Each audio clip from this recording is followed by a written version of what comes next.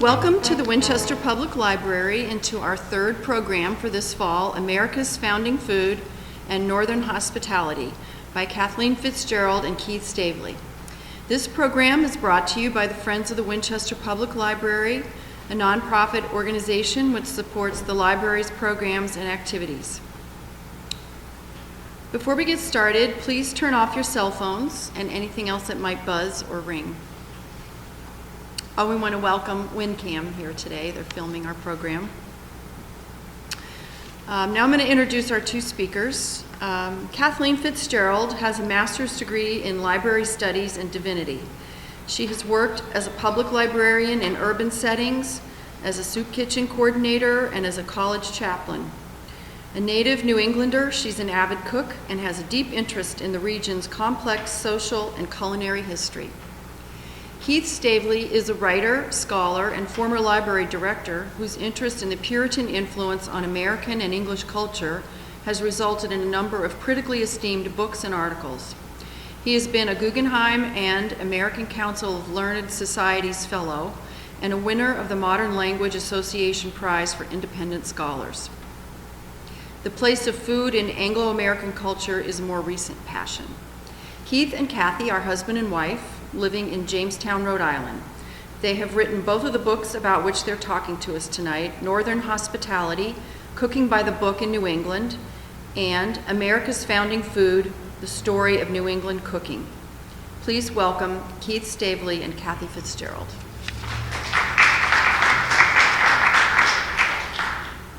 I think you're going to have to hold it. Yeah, that's close to I your can- mouth. yeah. Okay. All right. Thank you, Jan. Yeah.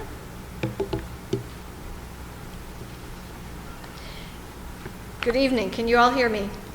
Okay. Thank you for being with us this evening. We wish to thank the Winchester Public Library, the Friends of the Winchester Public Library, and in particular Jan Sheehy for inviting us to Winchester and for all the behind-the-scenes work that she and they have done in preparation for this visit. Library Friends groups, both of us have been or are librarians, so we know that library friends groups do invaluable work in raising funds and planning programs to support and enhance the work of public libraries. They're the unsung heroes, really, of the town and of the library, and we feel that library friends groups contribute greatly to making a town worth living in. They bring to you the cultural and historic adventures that we all seek. So we thank the Library Friends Group in particular, and Jan and the library, and all of you especially for being here tonight. We hope we make it worth your while. Okay, without further ado, and if anyone at any point in the proceedings can't hear what I'm saying or Keith, just raise your hands and we'll speak up. We're going to tell you this evening about a little-known New England cooking tradition. It's a rich and varied cuisine that has been all but forgotten or reduced to a few iconic dishes of the region, like the ones we know, baked beans and chowder. But that was not all there was at one time to New England cooking in the family life of New England. Both by necessity and choice, the cuisine of New England was mainly seasonal and locally sourced, ways of eating that we are beginning to rediscover today. What's of greater surprise is that New England cooking was often also elegant cooking. It utilized sophisticated techniques, sometimes the addition of exotic foodstuffs, spices, fresh ingredients, all to make an unusual and complex cuisine. In the late 19th century, as industrialism was erasing much of the agrarian past of the region, New Englanders were taking a sentimentalized view of their own history and founding. And this sentimentalized view of New England was what historians have come to call the colonial revival. From the colonial revival view of New England history, we get those great dishes like Boston baked beans and New England clam chowder. But unfortunately, these specialties, as nice as they are, have driven out this more complex cuisine we're going to be showing you tonight. We want to change the way you think about historic New England cooking, as we treat you to, as Jan said, some northern hospitality based on America's founding food. So long before the current crop of food celebrities, the English-speaking world had its own celebrated cooks and its best-selling cookbooks. In the first chapters of our book, Northern Hospitality, we describe this little-known history of cookbooks of colonial and 19th century New England. Some of these books are available today in reprint editions. In fact, many are available in reprint editions. In Northern Hospitality, and I should say some are also, most are also in the wonderful research libraries that dot the Boston area. So you can actually go and see first editions of a lot of these cookbooks. But unless you have a lot of time or interest in going to research libraries or in purchasing single volumes of these, colonial and 19th century cookbooks, it's very hard to get an idea what recipes looked like for cooks of that time. So in Northern Hospitality, we have gathered together about 400 recipes, which we've reproduced in their original spelling what am I trying to say? Punctuation. Everything is as it was in the original recipe. And then we append a kind of explanation or commentary on the recipe to help you situate it in time, to explain some complex cooking techniques that we might not know today, or to explain vocabulary we might not know today. Basically to make the recipes accessible to the modern reader. We think that it can be very enlightening just to sit and read these recipes. We love to do it, obviously we do. We've done 2 books on this subject. But there's another way to appreciate and enjoy this history, which is to cook the foods themselves. So tonight we're going to talk about the books, the beautiful books we're going to show you to and introduce you to if you don't know them already, but we're also going to show you how we ourselves cooked some of the recipes. You don't need to put on gingham, you don't need to have a open hearth fire. If you have all those things, all the better. It's greatly enjoyable. We've done programs at historic houses where it's really fun, but we're trying to make the point that you don't need to have those things in order to enjoy cooking some of these historic recipes. Given the season, we've chosen classic Thanksgiving New England foods. Okay, so on with the show. The cookbooks for sale and use in New England in the 17th century were, of course, primarily English. Printed cookbooks were a relatively new invention in the 17th century and part of the trend of the time in publishing instructional manuals. This was a new thing in the 17th century, manuals on farm and household management. We've got some beautiful title pages. This is the first. It's from Gervase Markham's The English Housewife. It's part of a manual on how to run a gentleman's farm. And the section on cooking is the one we're showing you. It was a popular work first published in London in 1615 and then imported into the colonies. The next, and we're just kind of whizzing through the title pages and a little bit of information about these cookbooks. There's obviously a lot more to know, and we talk about in our books and you can find about elsewhere. But moving on, the next one that we have to show you is this beautiful Queen's Closet Opened. By the way, if you read the whole title and subtitle, you wouldn't get on to any other subjects. They really went into advertising right up front and putting all they had to say right on the title page. So we're reading you short titles. The Queen's Closet Opened was published in 1655, and its cooking section is this thing called The Complete Cook, obviously emphasizing pastry as well. It was attributed to Queen Henrietta Maria, wife of Charles I, the king who was beheaded during the English Civil War. The Queen's Closet Opened was published after the fall of the monarchy, after she was queen, and was probably compiled by one of her former servants rather. It's signed on the title page by W.M., which probably stands for Walter Montague, her servant.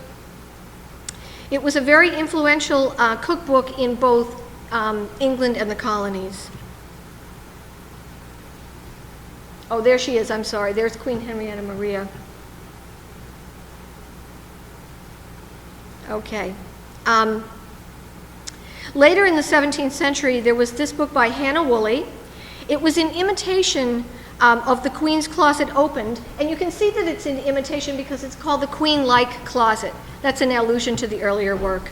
The Queen-like Closet was published first in 1670, and it was really meant to capitalize on the success of the Queen's book, but Hannah Woolley devised her recipes to make them more accessible to not a royal audience, as the Queen's recipes would be, but to the growing audience of middle-class people called the gentry.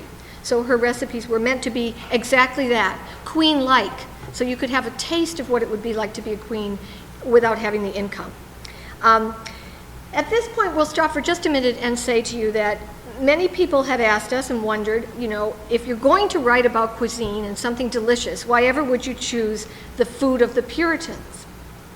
Because as we know, we all associate the Puritans not with elegant and sumptuous things, but with austerity and plainness. New England cuisine, like all cuisines, the history of them has been largely forgotten in the telling of New England history.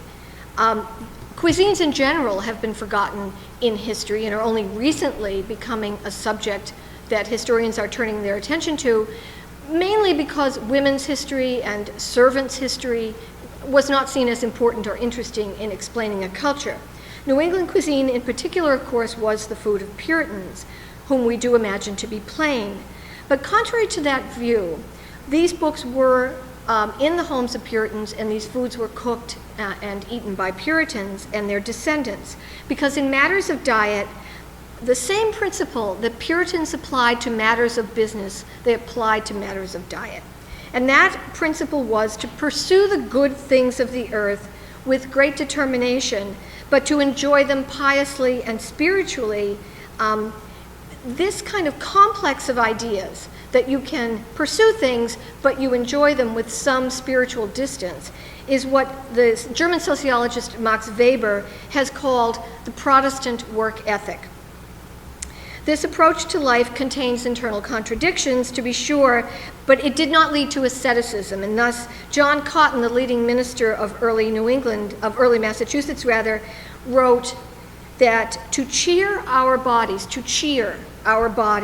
with food and drink is no sin, so long as we do not terminate in eating and drinking. So you get the idea. We keep a spiritual outlook, but we certainly enjoy our food. And implicitly, we know this about the Puritans because it is the commemoration of them is with food. It's Thanksgiving. So, now moving on to the next century, in the 18th century, the increasing prosperity of the middle classes here and in Britain in the 18th century led to an even greater interest in nicely prepared dishes for the middle class, and another batch of culinary stars. Again, these English cookbooks were all imported into New England. There's records that they were. In 1728, E. Smith, we don't know her first name, published this well-received book called The Complete Housewife. Following her, and this is kind of a plainer title page, but Hannah Glass's The Art of Cookery Made Plain and Easy, published first in 1747, was without question the most popular British cookbook of the 18th century. It still is popular in Britain. The BBC has called Hannah Glass, it says by a lady, but it's by Hannah Glass, we know. The BBC has called Hannah Glass the first domestic goddess, and they've compared her favorably to Nigella Lawson, the contemporary popular cook. Bloggers in England regularly refer to their culinary history, and will talk about Hannah Glass as though everyone knows who she is. So we think you should know too. This next woman, this plucky woman, is named Elizabeth Raffald, and she's pictured on the frontispiece of her book. We love that she's kind of, selling her book to you out of the frame. And this is her book. It's The Experienced English Housekeeper. It was first published in 1769. With the help of her husband, who was a gardener on the estate where she was housekeeper, and they left service after marrying, Elizabeth Raffald managed to establish her own small cooking empire. It included a cooking school and a highly successful confectionery shop in Manchester, England, as well as this cookbook. One of the recipes in her book is for a bride's pie. Have you ever had a bride's pie? No? Not at any of the weddings you've been to? Well, it was a standard centerpiece of a wedding in the 18th century, and it was made this way. It was a mince pie. It was made with 2 boiled calf's feet, a pound of beef suet. It was a rich pie, a pound of apples, a pound of currants, some raisins, spices, candied fruit, brandy, champagne, which made it a very festive pie, and it was covered with puff pastry. It's a far cry from a wedding cake, but it is Elizabeth Raffald who also first published a recipe for a wedding cake. So where did the wedding cake come from? It came from her. She calls it a bride cake, and it's frosted, interestingly, with both an almond icing and a hard outer layer of sugar, a royal icing. It's still the traditional double icing we use on wedding cakes today. So it's this lady from Manchester, England, who introduced us to that tradition. We give a recipe for both the bride's pie and the bride cake in our book, as well as the icing. So take a look, and if you have a family wedding coming up, we think it might be fun to revive the tradition of authentic, historic wedding food. These British cookbooks were all, as I said, imported into New England during the colonial and early national period. But an indication of how little we know about them is this next slide, which is an engraving for a 1772 Boston edition of an English cookbook by Susanna Carter called The Frugal Housewife. This engraving was done by none other than Paul Revere to show you how to carve a turkey. And that's interesting. In 1772, he was still working on engravings. Interesting, we know how close that date is to the war, to the revolution, and he's still working on engravings for an English cookbook.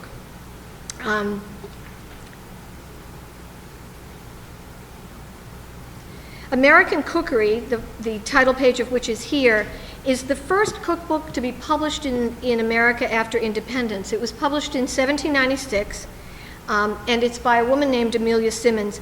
It's a very simple book. It's paper-bound, it's 48 pages, it's not elaborately produced, but it had an enormous impact right away. It went into multiple editions, it was plagiarized by other writers and publishers. Plagiarism of recipes, in fact, of entire sections of cookbooks, was very common well into the 19th century. It really made American recipes so popular that English publishers found it necessary to include appendixes to their editions of English cookbooks that had American recipes in it.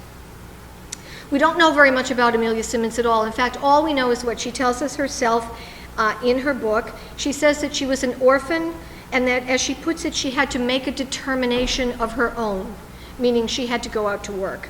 And she's recommending learning to cook as a way to be self-sufficient. Through Simmons and her American Cookery, the world was first introduced to American-style pumpkin pie.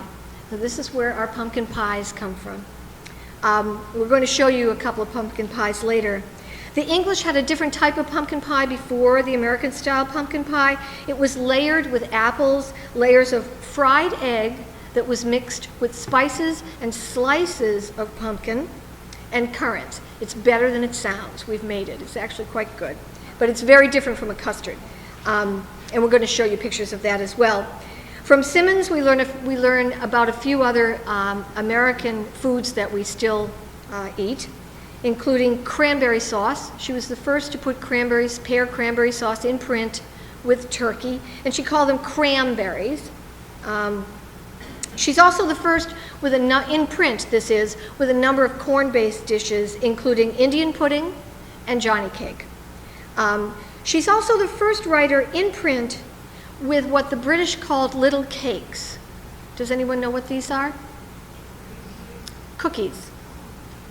She's the first one to use the term cookies for what were published in Britain. There were recipes for them, but they were called little cakes. She called them cookies after the Dutch. That's an anglicization of the Dutch term for the cake that we call cookies. Now here's a recipe on the left from one of the pages in our book, an illustration from our book, and it's a page right out of Simmons's book. The top recipe is for pumpkin pie, and the bottom recipe is for orange pie. We can kind of see Simmons bridging the worlds of English and American cooking here. The simple American vernacular pumpkin pie based on an American vegetable or fruit. Custardized pies, by the way, were called puddings in that day. So if it's called a pudding in a paste, it's a custard. The bottom is what I was describing earlier about plagiarism. It's a direct steal from Hannah Glass. It comes right from Hannah Glass, and it indicates it's British and it's elegant because oranges were exotic and tropical and an expensive import. So we have on the same page these two kinds of pies. With the American Revolution, the interest in English food did not diminish, as we can see here. So moving on to the beginning of the 19th century, with another revolution, the Industrial Revolution, mechanization began to affect American kitchens as mechanization affected the rest of the society. A cornucopia of goods, often making life easier for the middle classes, came with industrial development.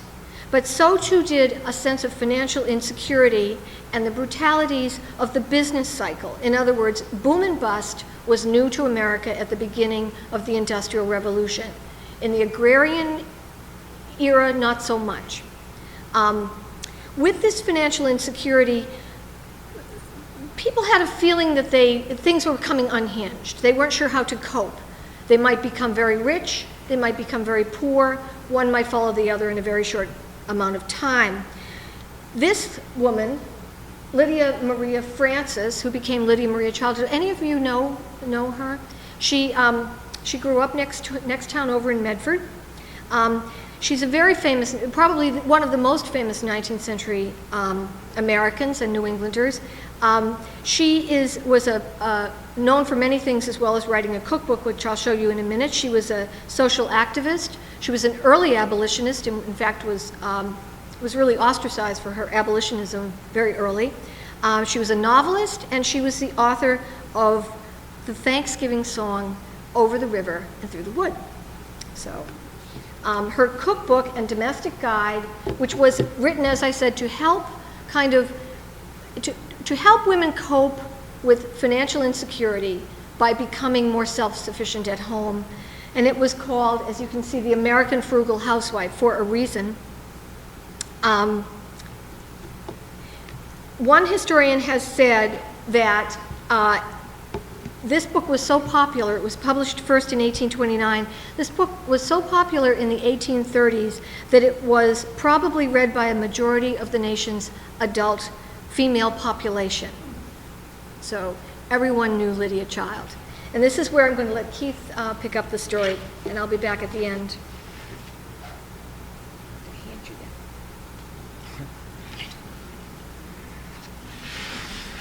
Kathy is passing me the mic just as though we were a high school relay team and passing the baton, and we actually have this set up just as that is, where the best runner does the first lap and the last lap, and my job is to not lose too much the lead that she's built up.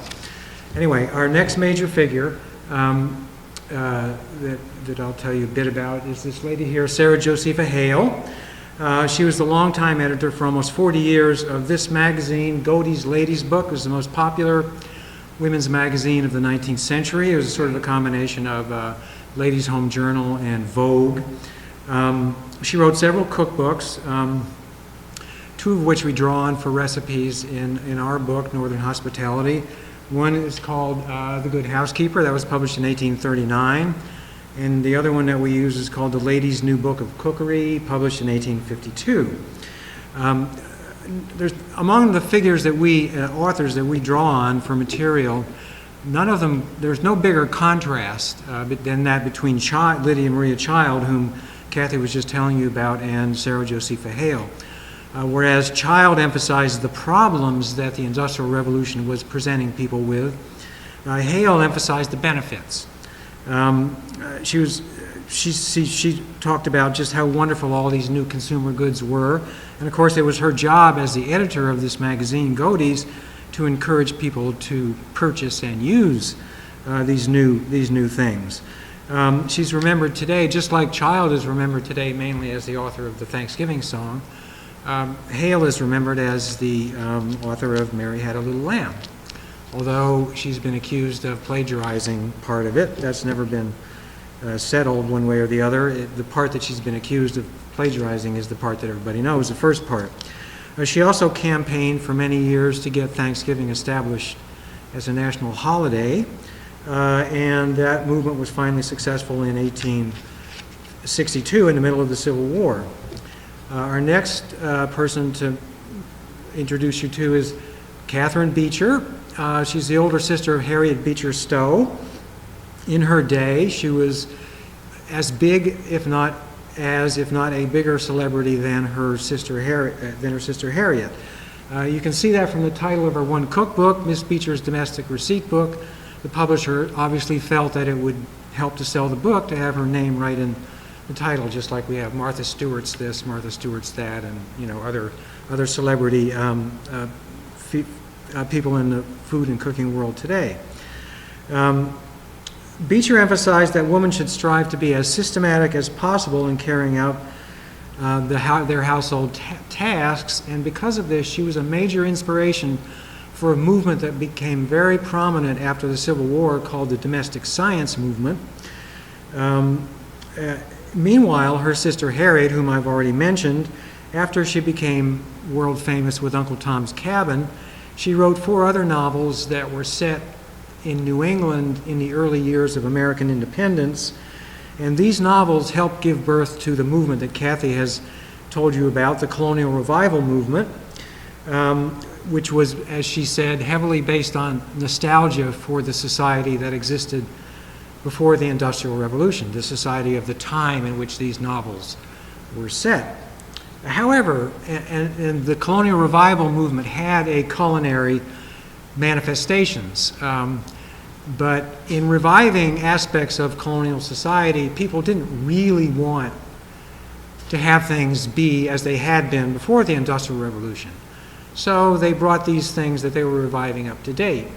And in food, that meant that when they revived colonial subsistence foods like baked beans or a bread that they had made that had been basically the daily bread of colonial times called rye and Indian bread, and that name means that it was made not with wheat but with rye, meal, and Indian was their name for corn, what we call corn, maize, Indian corn, was what they called it.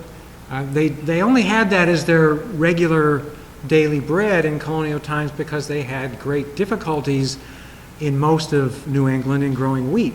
So they didn't have enough wheat to have it all the time, so they had this. They had it because it was a necessity, not because it was what they desired. They would, if they could have had wheat bread, they would have. And in fact, as soon as wheat became abundant in New England in the early 19th century with the opening of the Erie Canal, that was the end of rye and Indian bread as a regular daily bread.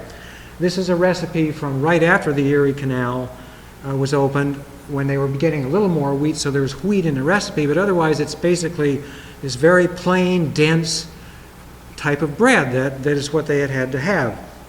Well, the Colonial Revival, in coming along and reviving this bread, after the Industrial Revolution had taken place, and one of the things that the Industrial Revolution accomplished in the realm of food was to make sweetening ingredients readily available, abundantly available. And so what they did with this rye and Indian bread was they took it, and here's a recipe from 1898. They put lots of sweetener in it. You can see 2 cupfuls of molasses in this recipe. They chose molasses rather than sugar because they thought that seemed more rustic, more down home to bring in the sort of aura of colonial times. But still, it was an amount of sweetener that they would never dreamed of using back in that time, really. And then what they also did was, instead of baking in the oven, they put it in a pudding mold, treating it as though it were a dessert almost. And it's, of course, the famous Boston brown bread. That was one of the signature dishes that the colonial revival promoted, and that, as Kathy said earlier, has driven out awareness of most of the other kinds of cooking that people in New England did up to this time, and that we, in our book, are trying to revive in our turn and bring back into people's awareness. And now we're going to show you some examples. Now we're on to the cooking part of our presentation. As Kathy said, we're going to show you pictures of how we cook these dishes in our own very average, normal, modern kitchen. And we'll also show you some quicker glimpses of a few other dishes that are from our book and that we've also made at home. And as she also mentioned, all of the dishes we're going to show you relate to Thanksgiving, but perhaps they're not quite the Thanksgiving dishes that you would expect or that we use today. For example, we're taught in school that Thanksgiving was first celebrated by the people that we now call the Pilgrims in Plymouth in 1621, a year after they first landed. And the basis for this idea is a letter from one of the colonists, Edward Winslow, to a friend in England, in which Winslow says that the harvest being gotten in, the settlers joined with the neighboring Indians in 3 days of feasting. Actually, they wouldn't have had that much of a feast if the Indians hadn't come, because the Indians contributed 5 deer to the feast. And we can well imagine that the settlers were delighted with this gift, because in England, deer meat, or venison, was very high status food that most of these people of middling social rank would have had not that much chance, if any, to enjoy. So the center of this 1621 Thanksgiving was not turkey, but venison. And here, from this cookbook that was the first one imported into the colonies, published in 1615, just a few years before this, is Gervase Markham's recipe for roast venison. Here's the ingredient. Here's the venison we used, which we got from Savinore's Market in Cambridge, Julia Child's favorite meat market. It's a venison loin. Venison is known to be particularly lean. There's another picture of being rinsed off. So you have to lard it. This is a device called a larding needle that we got found online. Basically, you inject it with the lard that will be in it while it's roasting. There we are putting it in. It's all the way in, and there's the lard in the venison loin. Now it's time to move on to actually roasting. Here's the ingredients that go into roasting the. Yes, can I? What kind of lard is it? Is it like Crisco or something? What? This was actually leaf lard from. You familiar with that? That's considered the choicest type, which we also got from Savinore's. It's the lard around the kidneys, and it's hard. It's not hydrogen. Okay. Anyway, so before it goes into the oven, of these ingredients that are shown here, what you do is you stick it with whole cloves. I hope you can see them there. And pop it in. And underneath there are some oatmeal potato cakes that we found a recipe for that we thought would make a good side dish with it. And there it is. It's finished roasting, and now we're ready for the sauce. And the sauce is made with kind of a combination of ingredients that we no longer use. Drippings, the drippings from the roast, vinegar, wine, breadcrumbs, ginger, sugar, salt.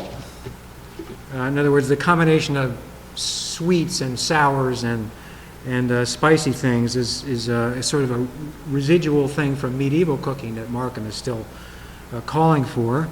And so now here is our first Thanksgiving in Plymouth, our version of the first Thanksgiving in Plymouth roast venison dinner. There's a close-up of it on the plate. In that 1621 letter from Edward Winslow, he also says that that so we might after a more special manner rejoice together, after we had gathered the fruits of our labors, by which he means gotten in the harvest, the settlers themselves went hunting for fowl and killed enough to serve the company almost a week. So there was wildfowl consumed at these festivities in 1621, but it's more likely that it was ducks and geese than turkey. We haven't yet cooked any of the wildfowl recipes that we do include in Northern hospitality, but from the Queen's Closet Open, from the Queen-like Closet in 1670 by Hannah Woolley is a recipe to roast a capon with oysters and chestnuts. You know, capon is a fixed rooster, a young rooster. We have a handout for this recipe that we brought with us tonight that you're welcome to take home with you. And the reason we did that is that if you're looking for a good alternative Thanksgiving dinner that's not going to leave you with lots of leftovers if you prefer not to have them, this is a really excellent thing to try. Let's see if we have another picture of that. Yeah, a couple more. There's another shot of closer up of that.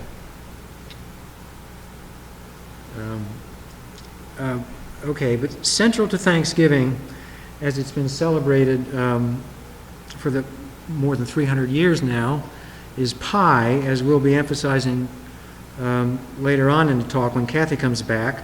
But I'm going to tell you a bit about pie now, too. There's no evidence that pie was part of the menu in 1621 in Plymouth.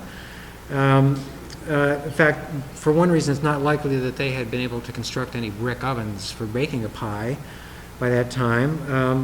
On the other hand, we do know that less than 2 years later, at Governor William Bradford's wedding feast, a type of meat pie that was considered very festive, a venison pasty, was served. So pie was not out of the question. And if they did have any type of pie in 1621, and if it was a fruit or vegetable pie, it probably was going to be a pumpkin pie. 30 years after this, the writer from Massachusetts, Edward Johnson, in the course of boasting about how prosperous New England was becoming by that time, he claimed that people were then in the 1650s able to have apple, pear, and quince tarts, whereas in the days of the earliest settlement, he was talking about the 1630s when people first came to this area, to Massachusetts Bay, but even earlier in Plymouth in 1621, it would be even more true, they had had to get along with pumpkin pies. So, as Kathy indicated, the type of pumpkin pie that people would have been familiar with in Plymouth was very different from what we now think of as pumpkin pie, the type that she's going to show you from Amelia Simmons in a bit. Here's a recipe for it from Queen Henrietta Maria's cookbook, The Queen's Closet Opened, and from the cooking section. And here's the recipe to make a pumpkin pie. It's made with apples as well as with pumpkin, and furthermore you start not with cooked pumpkin, but with raw pumpkin cut into strips, along with butter, eggs, currants, sugar, and both spices and fresh herbs, which you see displayed there. You beat the eggs, and you mix in the spices, the herbs, the sugar, and the pumpkin strips.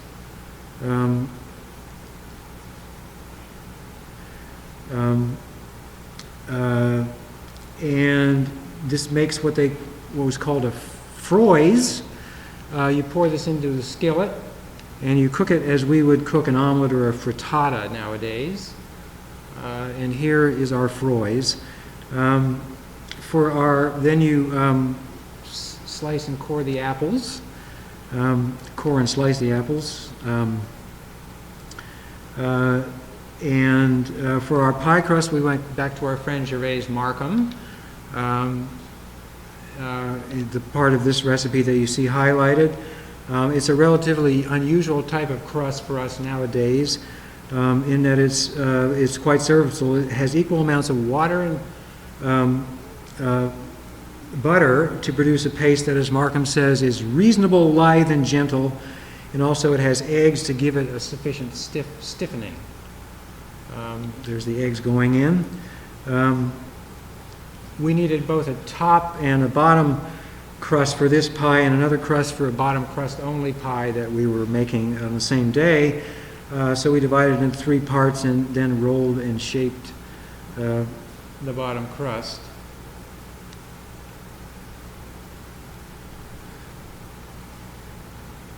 And there it is in the pie shell. We filled the shell by layering the pumpkin. We cut the pumpkin froys into strips. We put that in the shell along with apples, slices, and currants, and adding, as the recipe says, a good deal of sweet butter. Then we covered it with the, there it is ready, and then we covered it with the top crust.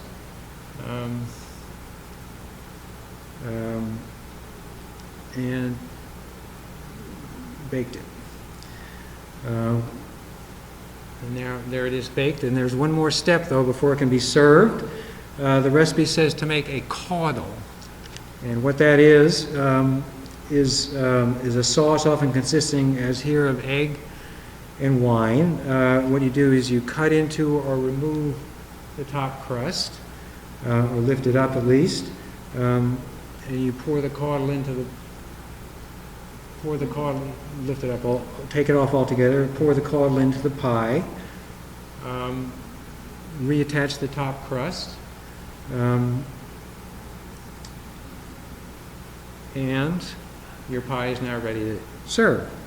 And this is the Pompeian pie that, if they had any pie at all, would have been had in Plymouth in 1621. Yes? So does the egg stuff that you're putting in there cook because the inside is hot?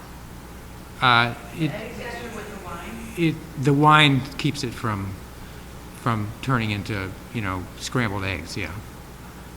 But it warms it enough to cook it? Hmm? But it warms it enough to cook it? It warms it Okay. enough to, yeah. Okay. Yeah, it's not raw. Okay. That's right. And there's a close-up of it. Let's see, where are we? All right. By the way, Gervais Markham, in his cookbook, has a recipe that we include in Northern Hospitality for one of the types of fruit tarts that guy Edward Johnson, whom I quoted earlier, boasted people could, by the 1650s, enjoy. Instead of pumpkin pie, as a pippin or apple tart. Pippin was the most popular apple in England, the pippin. They were out of season when we had to make this, wanted to make this pippin tart. So we used Granny Smith's, which you can always get, and they were a perfectly good substitute. But when we made our own Pompeian pie that had apples in it, as you recall, pippins were in season, and so we used them. But this pippin tart is really good. It's very simple. We won't go into details about it, but it makes quite a luscious dessert.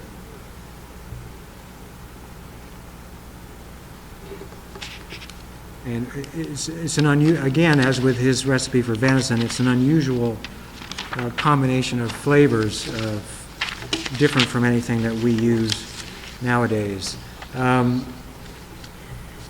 back to the story of Thanksgiving. In spite of what we learned in school, this first Thanksgiving in Plymouth that I've been telling you, some of the foods that were eaten or might have been eaten at it, it probably didn't much resemble the image of bounty, domestic bliss, and interracial harmony that's represented in this early 20th century painting. In fact, that 1621 Plymouth feast shouldn't really be called the first Thanksgiving at all. There's no record that such feasting took place on any kind of regular basis after this first occurrence, either in Plymouth or anywhere else in New England, and there are several reasons for this. First, the harvests weren't reliable enough in the 17th century to be sure that it would be appropriate in any given year to celebrate how good the harvest was. Second, the Puritans, even if they did have a good harvest, the Puritans were opposed on principle to set holidays, just like they were opposed to on principle to set forms of worship like the Catholic or Anglican Mass or liturgy. Thanksgiving days, they did have Thanksgiving days in 17th century New England, but they were special days to mark special benefits, just as fast days were special days to mark special misfortunes or calamities. And by definition, almost, these things couldn't be scheduled ahead of time. You didn't know when you were going to have a unusually good turn of events or a bad one. But by the turn of the 18th century, these factors no longer played so large a part. Harvests and food supply had become much more reliable and secure, and so that people could pretty much count on being able to want to give thanks for prosperity most of the time, most years. At the same time, Puritanism had gradually kind of relaxed somewhat, become more routinized, and they didn't object as strongly as they had before to predetermined holidays. So that the Thanksgiving in the form that we still know it began to be regularly proclaimed in the 18th century, and by the early 19th century was a semi-official holiday all over New England. And as I mentioned earlier, in the middle of the 19th century, during the Civil War, it was declared a national holiday, partly at Sarah Josepha Hale's behest. And, here it is being represented in this image from Harper's Weekly in 1890. And it was at this time, after Thanksgiving became a national holiday in the second last decades of the 19th century, that the idea that the first Thanksgiving took place in Plymouth in 1621 was really kind of a big campaign was mounted to convince people of that idea, and has been successful. And they had a national holiday they wanted to stretch back to what was defined as the beginning of the national story, which from a New England point of view was the settlement of Plymouth. So that is really how that came about. Okay, where am I here?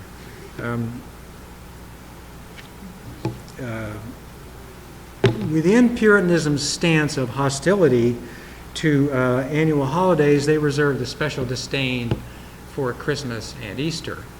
They thought that they were disguised pagan festivals, especially Christmas. But in the relaxation of Puritanism in the 18th century, they kind of retained, the thing that they retained longest of some of their original outlook and ideas was their aversion to Christmas, at least outwardly. But on the other hand, as Thanksgiving began to develop, what they did is they began to sneak Christmas in by the back door, because what they did is that they imported into the New England Thanksgiving a lot of dishes that had become traditional Christmas dishes in England. So basically they had Christmas at Thanksgiving, at least as far as food was concerned. Among the foods for which this is an accurate description of how they became Thanksgiving foods is turkey, which had been part of the English Christmas since the late 16th century, even in relatively modest households. That's essentially, in other words, how and why turkey became the central component of the New England Thanksgiving dinner, and now the American Thanksgiving dinner. And here from the first American cookbook by Amelia Simmons, American Cookery, is her recipe for roasted stuffed turkey. Simmons says to cook the turkey, as shown in this illustration from an early 19th century children's book that we include as one of the illustrations in our book, she says to cook the turkey by hanging it down to a steady, solid fire. In other words, not on a spit, but hanging on a piece of rope or twine. We weren't in a position to cook ours that way, unfortunately, but we thought we would try, rather than just cooking in the oven, to try it indirect outdoor grilling, and which of course meant that we were going to cook our Thanksgiving dinner in warm weather, and it also meant that we had to use a breast only because our grill wasn't big enough to. Kathy mentioned that in the 19th century, turkeys were a lot smaller than they are now, so that's why they were separate. No, she's going to mention that. That's right, I got a little mixed up. I'm anticipating her then, in the 19th century, turkeys weren't large enough to by themselves do the honors for a whole Thanksgiving dinner. Nowadays, however, if you want a small turkey, a small whole turkey, you can't find one anywhere. So that's why we had to use just the breast for making this.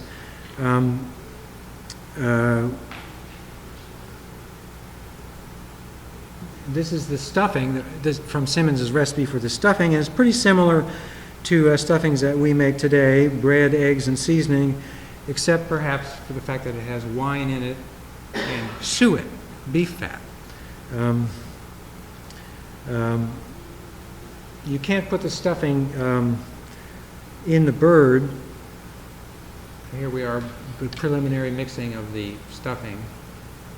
You cannot put the stuffing in the bird, so while I went on basting the turkey outdoors on the grill, you can't put the stuffing in the bird with this indirect grilling. All the advice that we got on doing that says that you can't.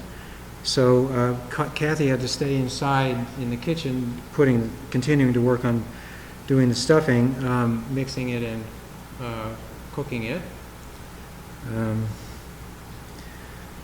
And there it is already. And then Simmons says to end with the bird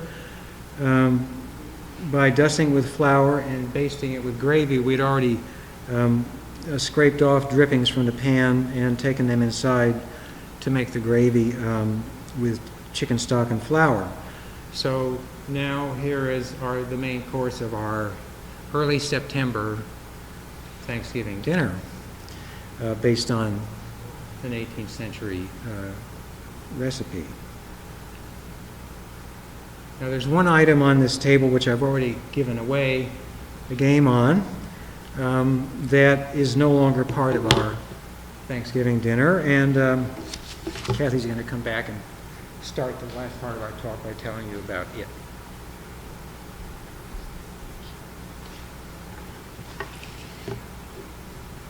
Okay, what Keith is referring to is the Connecticut Thanksgiving chicken pie, which you see on the left here.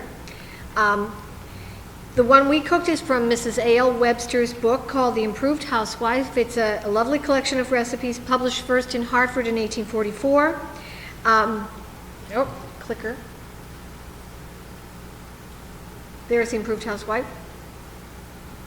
And there's the recipe. We're sorry we're having to rush through so you can't read the whole recipe. But we wanted to give some images to show you that actually they're very readable and very cookable. Okay, so there's the recipe. Basically, Caroline, the recipe is for a pie that was similar to one described by a 19th century memoirist named Caroline Howard King. And she wrote about her childhood, her happy childhood in Salem, Massachusetts. Frequently, the feast began with a chicken pie crowned with light and flaky puff paste, which was ornamented with small circles and diamonds cut out of the paste and put on in patterns by my mother's own hands. In the same vein, Mrs. Webster of this cookbook says, take more of the paste, roll it 9 times as you would a puff paste, studding it each time with butter, and leave it an inch thick, and then reserve some paste to ornament the top. Mrs. Webster, we're going to go through quickly and show you. Mrs. Webster says to stew old, not young fowls because they're more flavorful. It's hard to get an old fowl if you go into most supermarkets. Even Savinors doesn't like to sell old fowl. So we used a 5.5-pound roaster, which is a little bit older, as you know, than a fryer. It's more like 3 to 5 months. And then you cut it up and you stew it for about an hour and 20 minutes or so. And as you're stewing it, you make the crust. We made the bottom with a very plain crust based on Catherine Beecher's. Paste is another name for crust, obviously. There it is lining the plate. And there's the chicken going in. After the chicken is stewed, you reserve the broth and you start making the top crust, which is richer like a puff pastry. There it is. And you might notice something about this chicken pie that's unusual for today and was common for the 19th century. Any ideas? Bones. They would have found it peculiar to take the bones out of a chicken. Chickens come with bones, by the way. So they would bake the pie with the bones in, and were very adept at eating chicken with bones in. You dot it with butter, you add the stew broth, and you put on your top crust. And then Mrs. Webster says to pin around a bandage. We made ours with cheesecloth so that as it's baking, as it bubbles up, the ingredients stay within. And then you would bake it. In 1844, she was probably still using a brick oven. We used our conventional oven. There it is baked. And there it is again on the Thanksgiving table. It's a traditional Thanksgiving pie, which is in every 19th century American cookbook and was on virtually every 19th century American Thanksgiving table. So it's worth, we think, knowing about, perhaps reviving. Sarah Josepha Hale was, Keith mentioned, the editor of Godey's. She also wrote a novel. Most of these women wrote novels, they wrote cookbooks, they were editors, they wrote children's work. She wrote a novel called Northwood, in which she describes the abundance and prosperity of the table at Thanksgiving in New England. And on it she says there was sirloin of beef, leg of pork, roast turkey, joint of mutton, and that rich burgomaster of the provisions called a chicken pie. Okay, so moving on to, so there it is. Moving on to Lydia Child again quickly, and a recipe from the Frugal American Housewife. We're going to show it to you very briefly. Is something else that you would find on the Thanksgiving table for the main course, which is a mince pie. Mince pie meaning there's lots of beef in this mince pie, boiled beef, and it would have been not part of the dessert menu, but part of the main menu. We made ours with, as Child describes it, a tender, nice piece of beef boiled. We're not going to show you, this is what we call quick hits. We're not going to show you how we made our beefy pie, but you can sort of see the beef in it. And that would go on the main, as part of the main course. Okay. Now quickly back to Simmons and Marlborough pudding. We think this is a beautiful lost recipe. We would wished it would be revived. It's called Marlborough pudding. Again, a pudding is a custard in a paste. It's got an English name, and it's meant to kind of evoke Downton Abbey style. It's meant to evoke Britain, but it's a purely American invention, this pie. She says to take 12 spoons of apples, stewed apples. We did all of this. We used macoun. We stewed them enough, to make the sauce.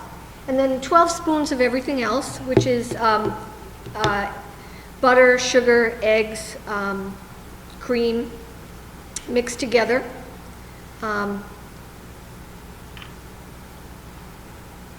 It's in a puff paste again. You've seen enough of these to see us making puff paste. There's Keith making one. That's good. And by the way, we always par bake our bottom crust because it was never recommended in these 19th century recipes, but in the early 19th century, they're cooking their pies on the bottom of very hot ovens. And so the bottom crust would bake up nice. They did not have soggy crusts, but if we don't kind of par bake ours, we will. So in our custards, we always give it 10 minutes or so. Then the custard, the apple custard goes in. It's a nice combination. There it is baked and served on the table. So Marlborough pie is really lovely, and several people we've talked in various groups have had them as a tradition in their family, with something we wish would be revived. Okay. Briefly, another pie from Child. Child is one of our absolute favorite cookbook writers. Her cookbook is just a beauty. She's conversational. She talks to the cook, tells you how to do things, tells you how she did things. You really feel she's living through this book, the American Frugal Housewife. And here is just to give you a very quick glimpse of it, her lovely deep dish apple pie. You really can't go wrong with that pie. Back to American cookery. And we told you we would tell you about the pumpkin pies, which first appeared in this book in the American-style pumpkin pie. There's 2 recipes. The first one is going to have, she gives us 2 for custard. The first one is going to have a top crust. That's what makes it unusual today. So we just quickly show you that you just basically, cook your pumpkin, scoop out the seeds and put it in a little water, bake it. When it's baked, you scoop out the pumpkin. You add some spices, some cream, some sugar, we have a big jar of ginger. We use that much ginger. You mix it up in something she didn't have, the KitchenAid. Some spices going in, the pumpkin going in, the ingredients going in, mixing it up. Mixing up the custard basically is all this is. For the puff paste, again, they used very rich pastes when they had celebratory pies. And here's what she says. She says for the top crust, sorry, excuse me, I've got to move on a page. She says the top crust should be crossed and checkered. And what she means is that you use this little implement called a dough spur or a jagger wheel. Have you ever heard or seen these? I don't know if they still have the display up, but at one time the Whaling Museum in New Bedford had a wonderful collection of dough spurs that sailors had carved out of whalebone on long voyages to bring home to their wives and sweethearts. Dough spurs, we got our little one with a bone wheel and a wooden handle on eBay. They're still around, and they were a very common implement in the 18th and 19th century kitchen for decorating just this because they made so many pies. So you cross and checker your top crust. That's what we're doing. There it is. You put in your filling into the partially baked bottom crust. You put on your top crust, crimp it down, you bake it, and there is a beautiful, unusual pumpkin pie. Let it set for a little bit for the custard to set, and we're going to show it to you cut. We served it at Thanksgiving last year. It uses sugar rather than molasses, so it's a lighter custard, as you can see there. And the next, and there it is again. That's a sweet little American pie. Okay, everyone's getting hungry, so we're moving fast here. And the next one is that bottom one, which is really our pumpkin pie today.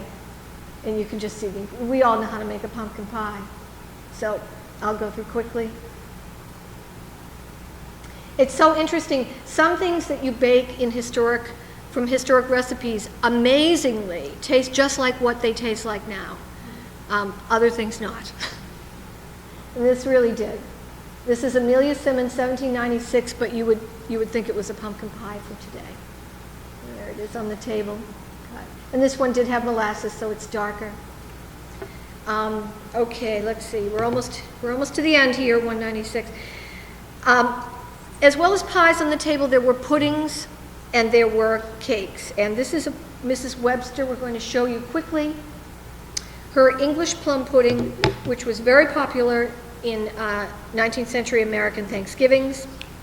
Plums, by the way, mean treats in the cake. It doesn't mean that the stone fruit is included. It means there's candied fruit, dried fruit, or it means that there's something like that. So here's all the ingredients. Going in, by the way, it is baked, it is boiled. So we're boiling it in, we didn't have a pudding cloth in our household, but we have cheesecloth. So the batter is mixed. It's a basic plum pudding batter, is what you might think. Goes into a pudding cloth. That's cheesecloth that's been wet in hot water and then sprinkled with flour so the pudding won't stick in it. And then you put it in a pot with a trivet on the bottom and you let it be for about 6 hours. Just gotta, be around in case the water boils off and you add more water. So 6 hours later, this is what you have. This is plum pudding. There it is as the cloth is coming off, and you see it didn't stick to the cloth because of the flour. There it is on a plate, and it's served with a drawn butter and wine sauce, a sweet wine, Madeira, or sherry. There it is cut. You can see the plums in it. This was absolutely delicious plum pudding. Right out of the 19th century Thanksgiving table, they all would have had a plum pudding. Let's see. And our last recipe to show you is the one we brought this evening. And it's for a kind of plum pudding that you bake. It's a plum cake. It's from Amelia Simmons again. Also, obviously, one of our favorites. Here it is baked up in our oven, 2 of them. The original recipe calls for 21 eggs, so it's a big cake. Why? The reason is that cakes were, ovens would be brick ovens, 1796 they would be using brick ovens. Ovens would be fired once, maybe twice a week. You would do all your baking at one time. You would bake in a hoop. It would be large. Households were large. They included servants. They included extended family members. So for all these reasons, some of these recipes are for very large quantities of things, larger than our ovens can take today. We also have a handout on a couple other recipes, and one of them is this plum cake, which we've stayed true to the recipe. We've just reduced the quantity so you could make it at home. Interestingly, it's a kind of late 18th century cake when yeast was the raising agent of cakes. Eggs were just beginning to come in at the end of the 18th century. This is made with both yeast and eggs to make it rise. It's full of plums. It's got candied fruit. It's got candied citron, candied orange peel. It's got almonds, currants, and raisins. It would be, in other words, a festive cake, very expensive. Madeira wine, cream, no butter, no sugar. Interesting. There is sugar, however, because the Madeira would have sugar and the candied fruit, but otherwise no butter, no sugar. There it is on the plate, and there it is cut, and we're going to serve it to you tonight. You've been a great audience. There's a lot about cakes and pies and chickens and other things like that. Basically, this is our presentation. We've mainly talked about Northern hospitality. Our first book, America's Founding Food, is more of a narrative history of the food of the period. And the region that we discuss. We invite you to take a look as we're cutting the cake. We have we just can't get enough of it, so we have a blog on our website, staveleyandfitzgerald.com, and we show you this is how to make a sea chowder. So we show you how to make different recipes. So now it's been an awfully long time in a warm room. We invite any questions, but if you'd like to just come up and have some cake, that's fine too. Thanks a lot.